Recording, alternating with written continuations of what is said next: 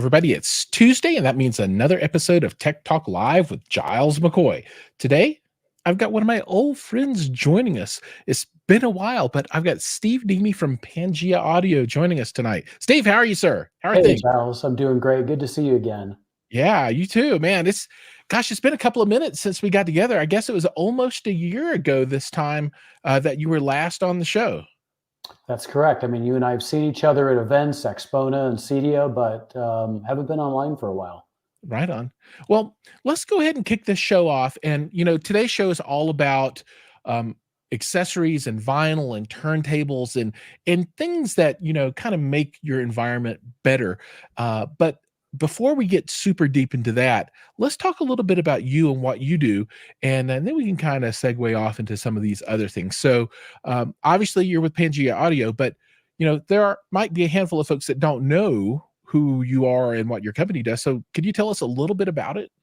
Yeah, so Pangea Audio Distributing is the parent company, and we own, manufacture, distribute the whole ball of wax Pangea Audio. So that's cables, that's audio accessories, that's the Vulcan audio rack speaker stands.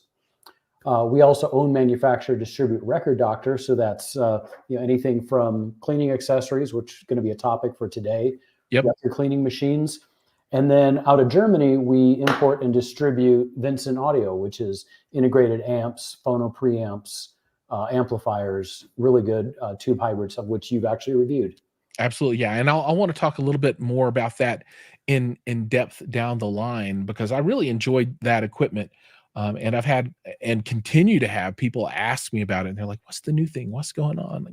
So let's dig a little bit into the products, right? So maybe we start with the Pangea brand and then move around from there. So what all does Pangea have going on? Because it's a plethora of stuff. And Marv agrees. He's got a Pangea audio rack, and he says it is solidly built.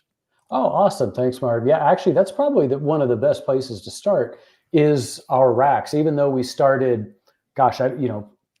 25 years ago or so, just making a humble power cable that pretty much anybody could afford.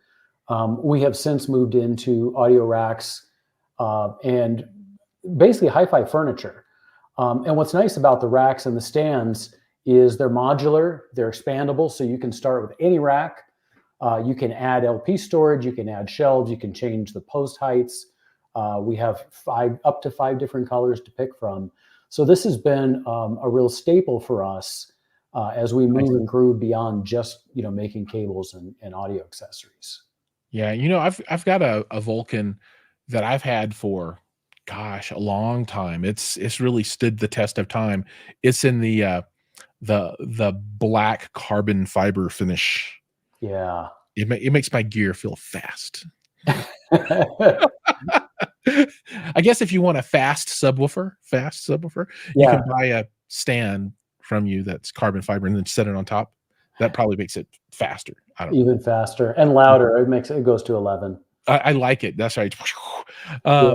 And so there's all kinds of cables, there's stands, and then from there you also have Record Doctor.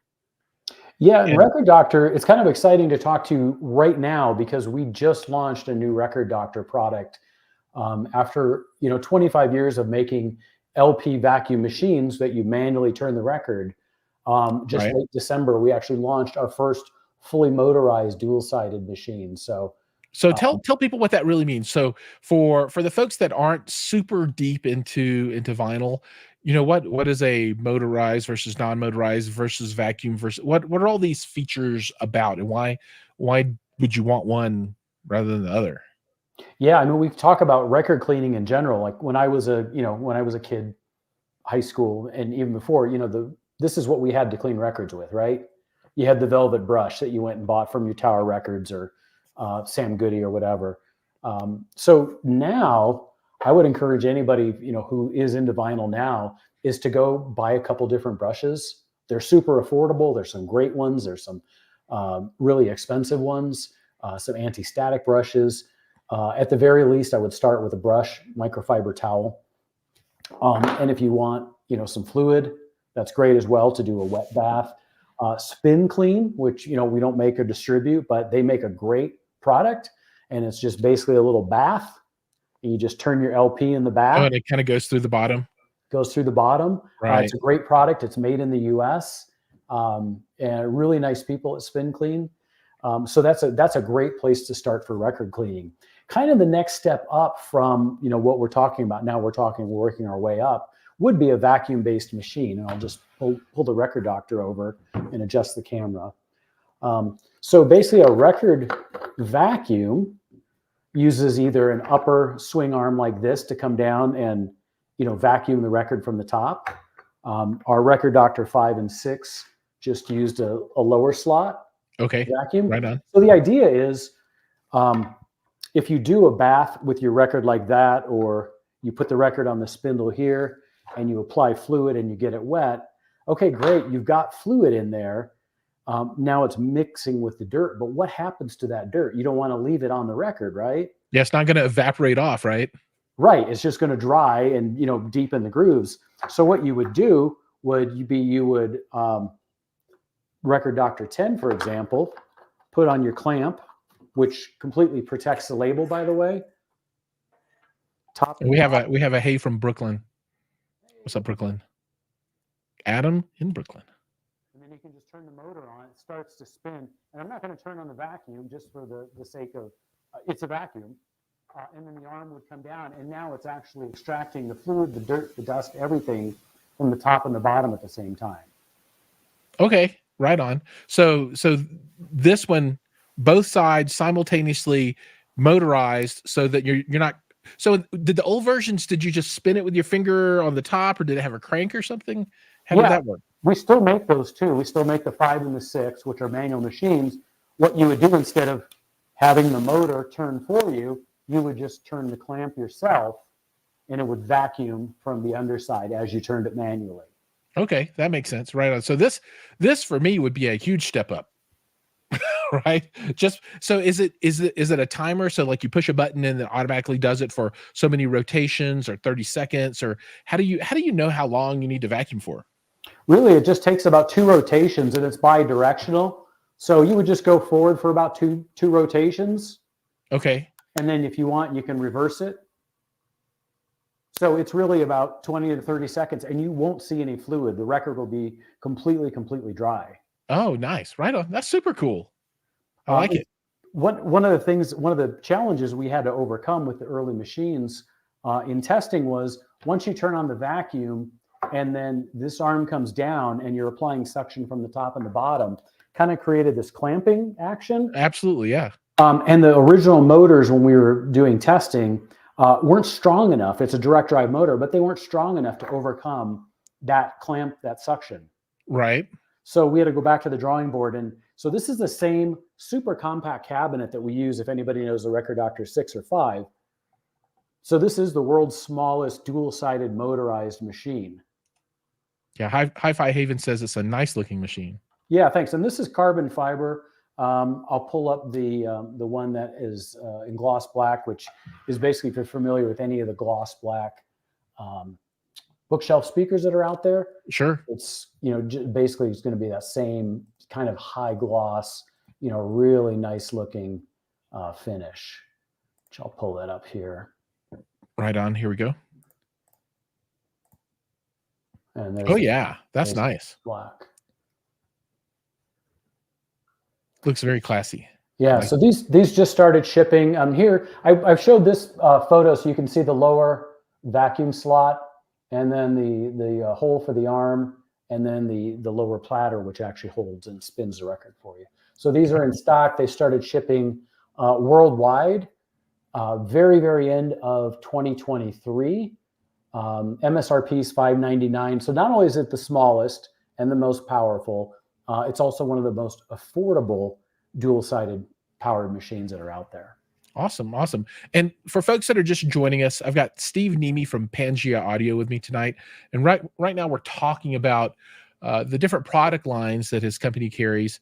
And we're on the Pangea, or no, rather the Record Doctor gear now, and specifically the Record Doctor 10, which is the brand new, just starting to ship record cleaner that features a strong motor Yeah.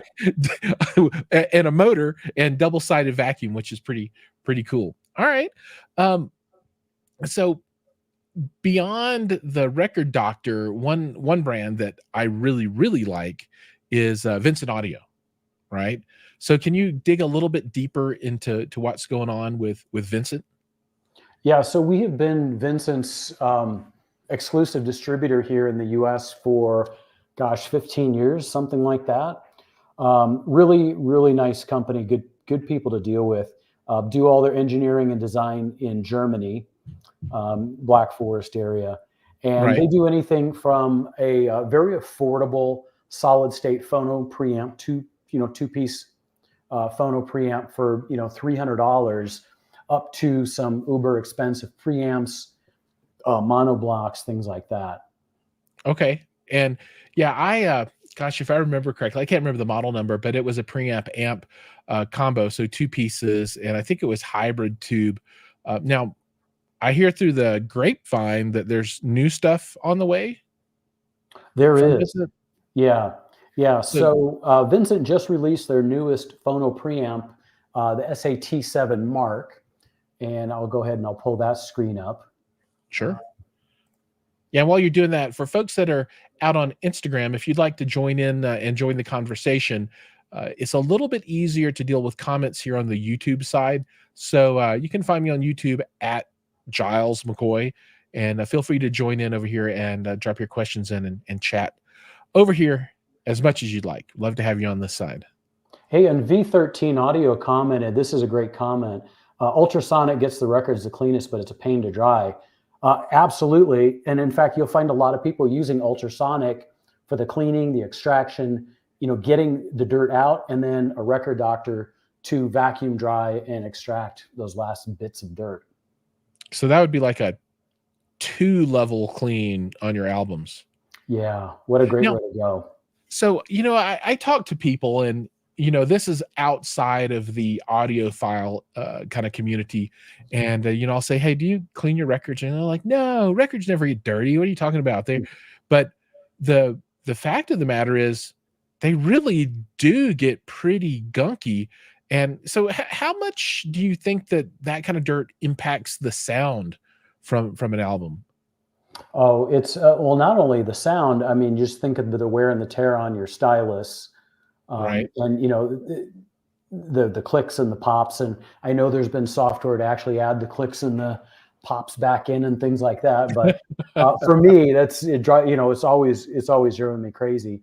So having a proper cleaning routine is I couldn't say there's anything more important for anybody getting into vinyl, and especially new vinyl. You go buy the brand new pressing or something like that. You definitely want to clean that. Interesting. So do you see a difference between new stuff and old stuff? I mean, I'm not that deep into vinyl. Is there a significant difference in the pressings? As far as like the level of dirt or Yeah, just the oils, required upkeep and that kind of stuff. I don't think so. And used is such a wide range of you could go buy a used album and it could be like new that nobody ever cleaned. I've just always been in the routine of whether it's new, whether it's used, kind of almost whatever the condition is, going through that same routine to at least get those records to a level that is going to be enjoyable to listen to and not do any damage to the stylus. Okay, right on. That makes a lot of sense. So we've got Vincent, we've got Record Doctor, we've got Pangea. Now the question is, if people want this stuff, where do they get it from?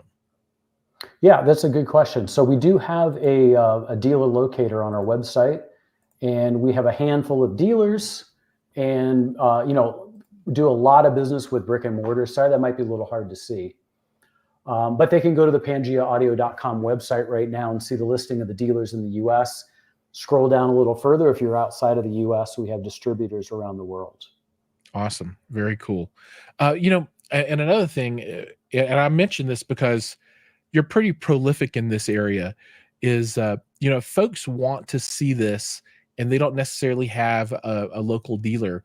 If they go to pretty much any audio show in the world at any time ever, they are going to be able to see your stuff all over the place.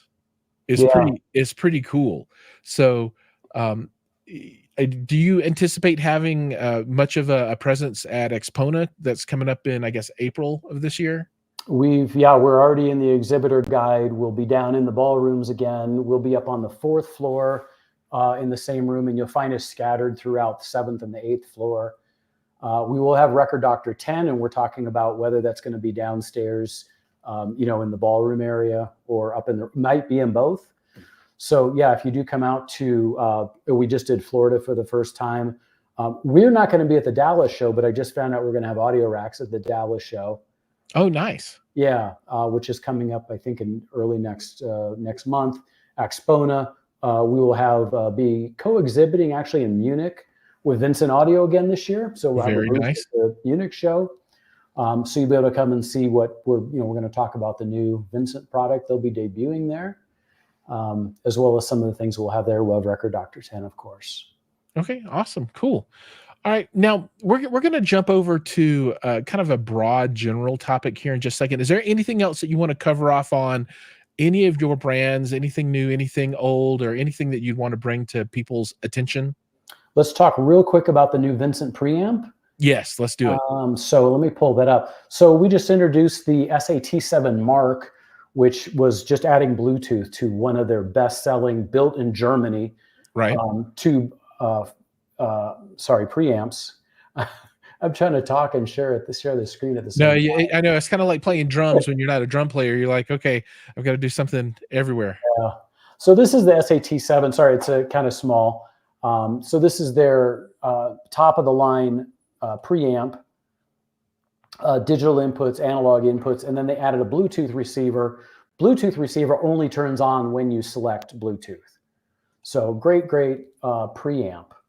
I want to bring up what they're introducing. So when we were at Munich the year before last, Vincent was telling us that they had come across a bunch of Telefunken new old stock tubes. So these are old classic tubes, and they found enough to actually build X number of preamps. They didn't tell us how to build. We were able to order a certain number of those, and they actually just arrived last week. We're working on the press release for it.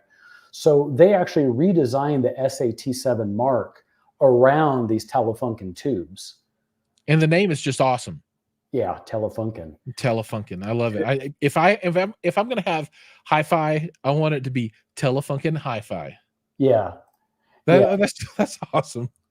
So what they did was their engineer, Frank Blombaum, completely re-engineered the audio circuit in the Satt T7 around these new old stock tubes because they really are that special. So this is going to be, and you see the diamond logo etched here.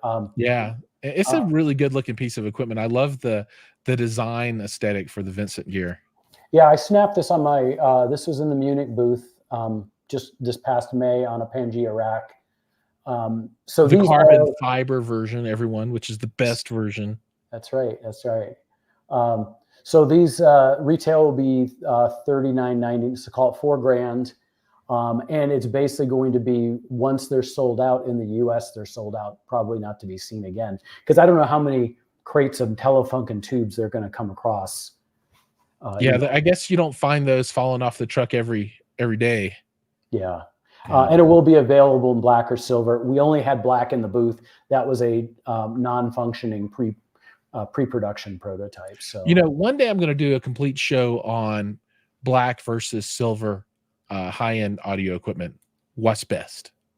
Because and I think you probably know this a lot better than I do, but it seems like in the Asian market there's a lot of silver, and then in the USA it seems like there's a lot of black gear, and then maybe Europe there's a good mix. Is that your experience, or have things kind of homogenized out now where there's black and silver all over the place? It's a moving target. When we place orders with Vincent, we used to always have the same ratio: 3 black, 1 silver, because that's kind of what our sell-through in the US would be. Right. In the last 18 months, 2 years, we've had to shift that ratio where now we're almost ordering very close to a 1-to-1, where people are buying almost as much silver as they are black in the US. Interesting. So for me, when it comes to hi-fi, I strongly prefer silver equipment. I don't know why. I have no clue. But when I think home theater equipment, I want it all black all the time. And that makes sense, right? Because there's light in the room and you don't want it shiny and reflective. But yeah, I don't. Yeah, Marv says for showing off, silver rocks. Black is for hiding in a cabinet where it can't be seen. No, I think that's good. And hey, I've got a supporter for the topic. I wonder if I can do a whole hour on black versus silver equipment. Oh, and then another question. What's the cost on the carbon rack? You can get into carbon for as low as 169.95 US retail for the 3-shelf. We make a 4-shelf for 199. We make an X-brace version, which uses thicker 19mm shelves, for 249. So and can you get those with the X braces on the side? The one with the 19mm shelves comes with the X braces. Yes. Yeah, I think that looks really nice. That's a great look. And for $250, and in fact, when we do hi-fi shows, we always bring the X brace racks because they do have the thicker shelves. They have the X brace. They're just a little more oomph. A little more chunky and beefy. That makes sense. So just to go back and recap on the new preamp, when and where can people see this? And understanding that you just got a shipment here and there's limited numbers, and when they're gone.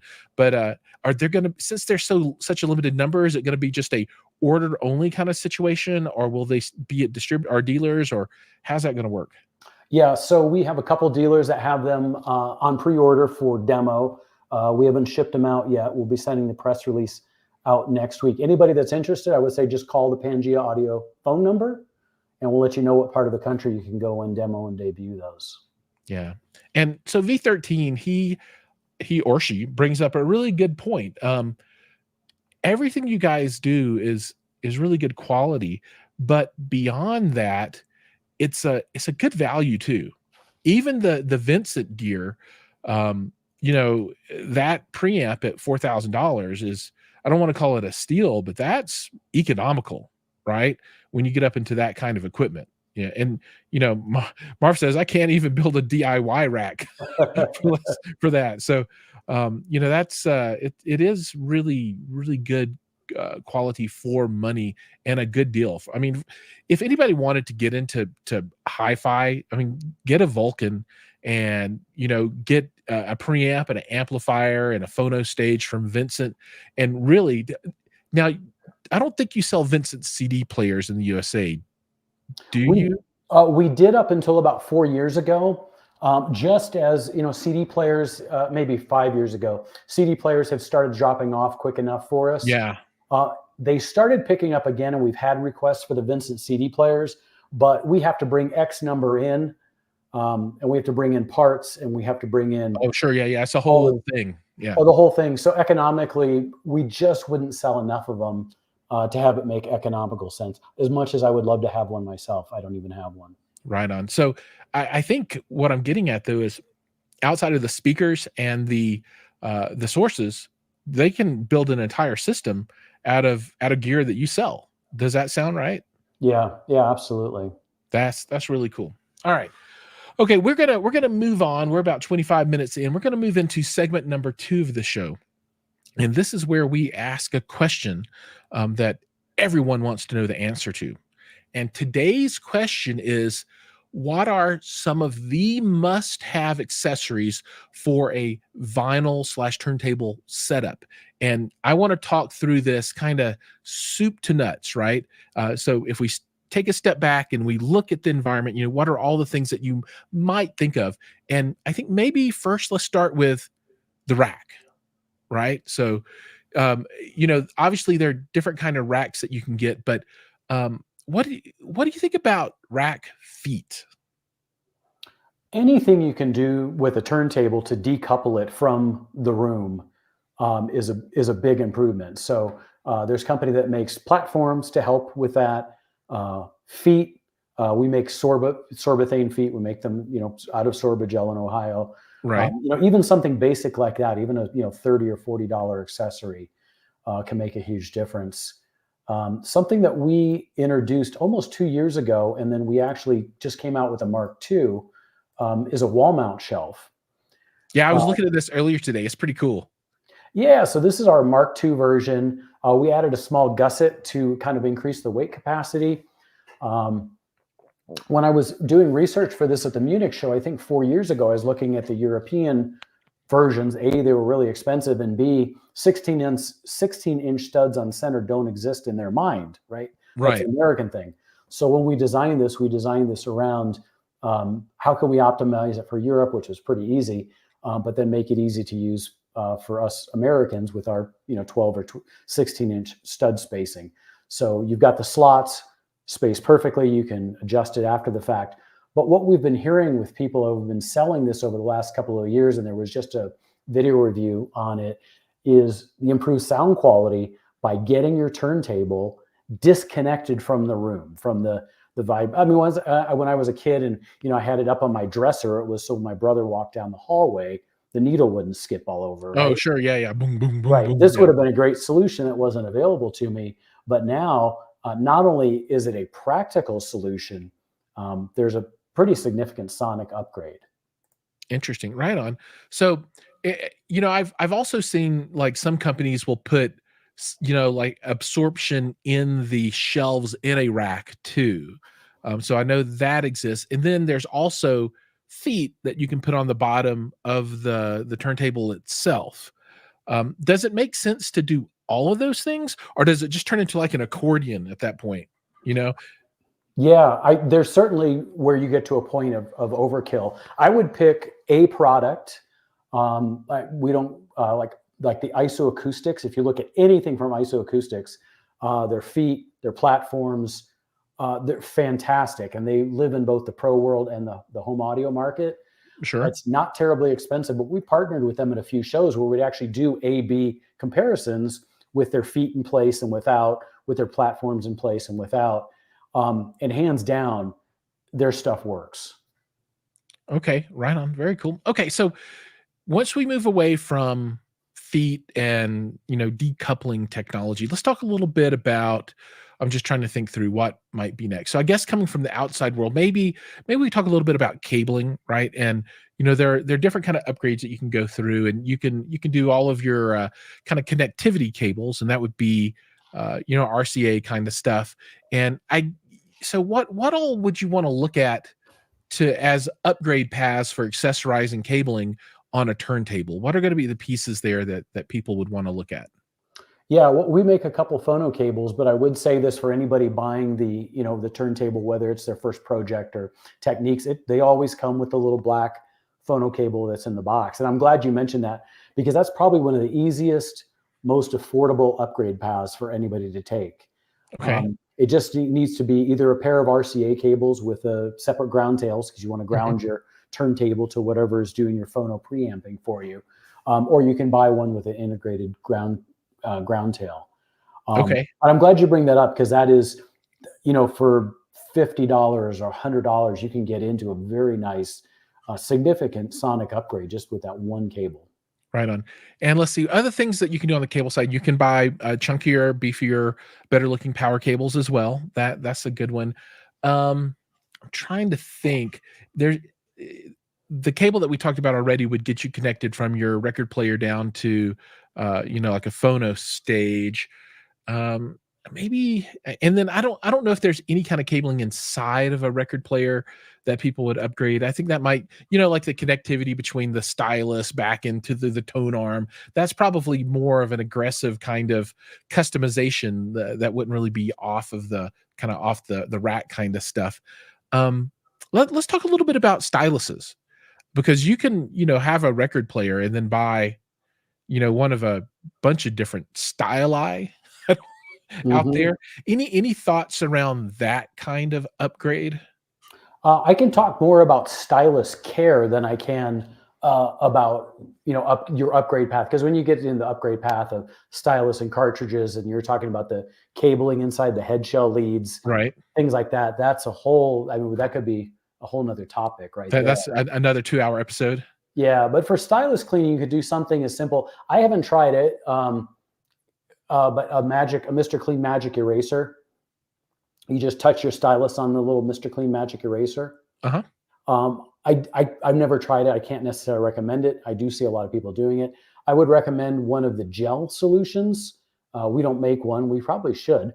I think Onzau makes one, and there's probably a few other brands. And it's just basically like a little Altoids type of tin Right. with a gel, a slightly sticky gel. Doesn't leave anything on any residue Right. on So the you just kind stylus. of, You just kind of tap your stylus onto it 2 or 3 times, and okay. you're good to go. I would say, as part of cleaning your record, cleaning your stylus is every bit as important. Right. And then just to carry that on back, for folks that are just joining, from a record cleaning point of view, what are the different technologies that are out there for that? Well, we did talk. We kind of stopped at the vacuum cleaning solution, Right. and then V13 Audio mentioned ultrasonic, and that's basically where you're putting your record in a bath of water and then blasting it with ultrasonic energy to really loosen and not. It's like the toothbrushes for your teeth, right? Yeah. Yeah. Yeah, Right. or ultrasonic machines where you put your jewelry and things in there, your Mhm. bicycle chains, something like that.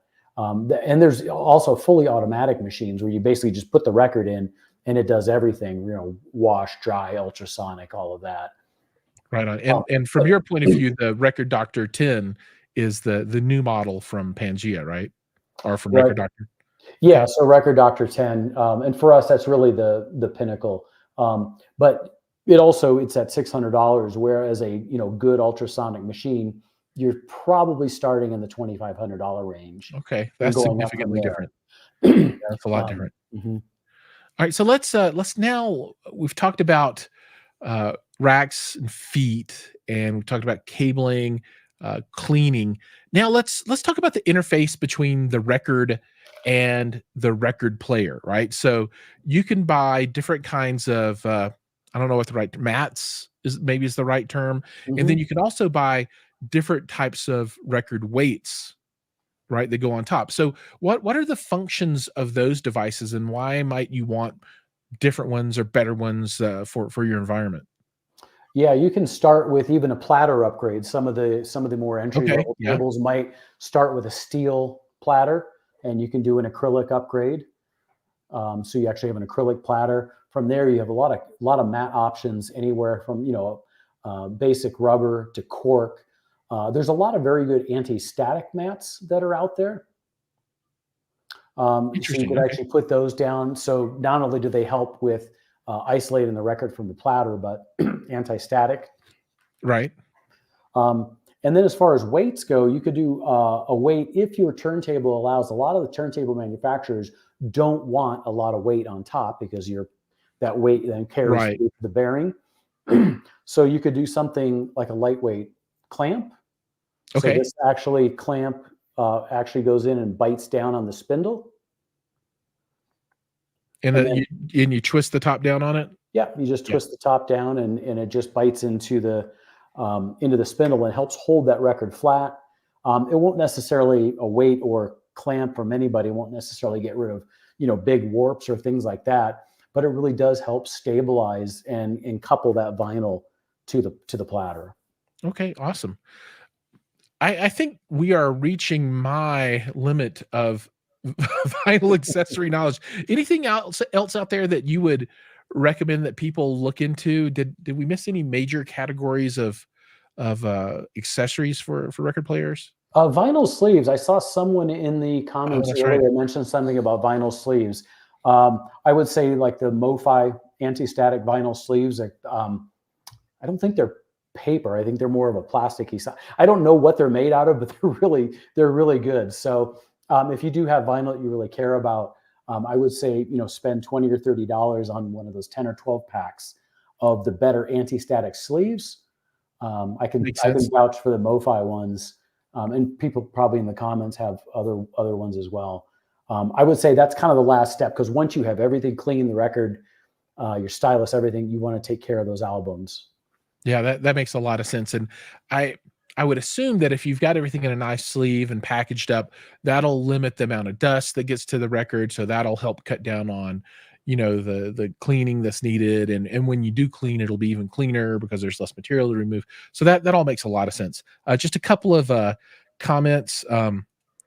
Don't do the cheap Radio Shack RCA cables. I agree. I agree. Yeah, 100%. And then Mr. Barzin says, in my opinion, cables are the soul of an audio system. Right on. I like it. Yeah. Cool. All right. Well, that's going to bring us to the end of the question of the day. So if anybody has any thoughts around vinyl, you now know where to come back and refer and get all the details, right? So I'm going to cut this out and post this up so folks can find this for reference down the line. And we're going to get to the last segment of the day, which is what we're watching. This is where we talk about whatever cool content we've consumed over the last week and maybe plan to consume over the next week. And I'm going to kick things off with a little bit about what's coming up this weekend for me. So, the family is we're all going to go watch Dune 2 in Dolby Atmos. So we're really super excited for that. And my son is turning 15. My oldest son is turning 15 tomorrow. So this is a big one for him because he gets his driver's permit now, right? So we're going to go out and have a nice lunch and then go watch Dune 2. And I'm a humongous Dune fan. I've read all the books, even the new ones that a lot of people like to I don't know, dog on a bit, but I thought those were even enjoyable. But the Frank Herbert original set was really nice. So I'm super excited about this movie. And I think I read that this is the highest rated movie on Rotten Tomatoes ever so far. So I think really mostly it's been reviewers and folks that are really out there at the very beginning watching the movie. But that I think that bodes well for the experience. So that's what's coming up. But this past week, I finished up season 2 of Resident Alien. So I think it's kind of a guilty pleasure. And I don't even know the name of the lead actor there, but he's he played a part in the old I think it's a Joss Whedon TV show. It was the Western sci-fi one, and the name is just completely gone now. It was like one season, and everybody was super sad. Somebody out that's watching has to know the name of the show, but he played the pilot navigator guy, and now he's got his lead in this new television show, and it's just outstanding. If you want to watch a comedy that's kind of sci-fi related, it's outstanding, really good. Highly recommended. What about you, Steve? Anything out there? Oh, that's it. Yeah, Alan, to however you say his name, from he was on everybody would know him from Firefly. Very good, very good. Thanks. Double A knows everything, by the way. If there's ever a question, see, Double A knows everything about everything every time. Yeah, he knows it all. What about you, Steve? Anything new for you guys? Just watched Oppenheimer, actually. Finally got around to it. It was on streaming. And I'm really surprised that how well they did. They fit the majority of the story, the real important bits and bobs of that story in 3 hours. I thought, wow, 3 hours, that's a long for a movie. I think what was the original Dune was 3 hours, wasn't it? Yeah, those are all long hauls. I mean, go to the bathroom before you start if you're at a movie theater. Yeah, for sure. But just like at the end of Dune, when you get to the end with Oppenheimer, I was not, just wanting for it to end at the 3 hours. I was really impressed at how well they crafted that story into that amount of time, and the amount of detail and backstory and character building that they did within those 3 hours. It was really well done. Yeah, it was, we watched a little while back, and it was for me, it's kind of like a slow burn, right? So, they step through everything and they put the story together. But my favorite part in the whole movie was when they were in court, and I don't want to spoil this for anyone that hasn't seen it, but the one person, just says, "Oh, here's what really happened, and this is what's going on," and he just starts dropping the information. I was like, oh, that didn't work out like it was expected to be. But I really, I really like that. And, it's a really, really good movie. Obviously it's not a action movie, right? So, if folks are wanting some kind of shoot 'em up, fast paced, this isn't it. But if you want some story that's fairly intricate, that's thought provoking, really, really good movie. So a couple of comments here. Frugal Audiophile says Resident Alien is awesome. So I have one person at least that supports my Resident Alien franchise, and then Hi-Fi Haven. So he's getting into a show that I keep seeing on Apple TV Plus, which is Constellation. This is another sci-fi show, and this is a story. And man, I don't really know. Hi-Fi would have to tell us a little bit more about it, but people are stationed, I think, on the space station. Stuff happens, and this is the story of what happens after that stuff happens. And it's got some alien stuff in there. I'm not really sure, but I'm excited to watch that one. I believe that they dropped the first 3 episodes, and then they're going to do 1 episode a week until it's done, for however many that might be. Probably 10, which is kind of the common number now. One thing I will say about Resident Alien, going back to saying it's awesome, season 2 actually had 16 episodes. And for streaming shows nowadays, 16 episodes is pretty huge. I mean, that's almost double the normal take rate there for shows. But yeah, so that's what I've got in the hopper. Hi-Fi, I think I'll start on Constellation. Oh no, I lied. There's one more in the hopper, and this is another one that's kind of related to my kids. So my 12-year-old, he is all about the airplanes, right? He wants to be a pilot, he wants to be an astronaut, and he wants to be an aviator, and all that stuff. Well, there's a show on Apple TV Plus, I think it is also, that's called Masters of the Air.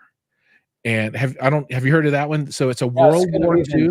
Yeah, next Band of Brothers, basically. But, yeah, so World War II. Yeah, pilots, and it's a story of the people who flew the fortresses. I forget what the plane number was. It's the big ones, the bombers that have the side guns, and then the little belly turrets, and then the top turret, and it's just crazy. And this show is so well done.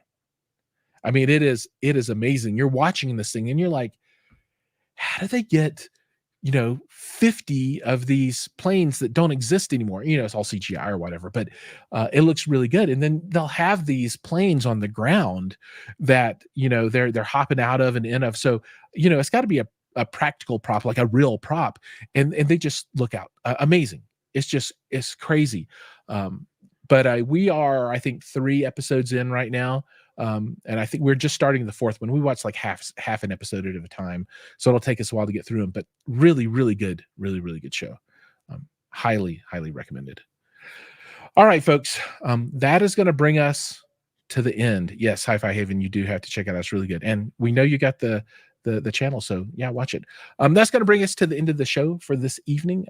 Steve, thank you so much for joining and hanging out and talking about everything Pangea and hi-fi shows and accessories and television. It's been a pleasure.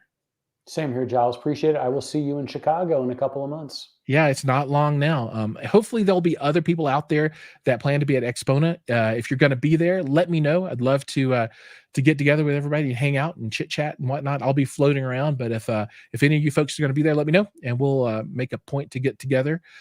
So remember, like, subscribe, ring the bell. You can find me at Jiles McCoy on YouTube, and then at the Jiles McCoy, pretty much everywhere else in the world. Would love to see some subscribers come in. It's the lifeblood of all of we people who do social media. And remember, if you're looking for any kind of accessory that you can think of, Steve probably has it. And I'll have links down below where you can find all of the gear if you want to pick some up. And I use it personally myself. I can attest that it's good stuff. And I hope that you'll like it when you get some too. And with that, we're going to be done. Thanks, everybody. See you guys in the next one.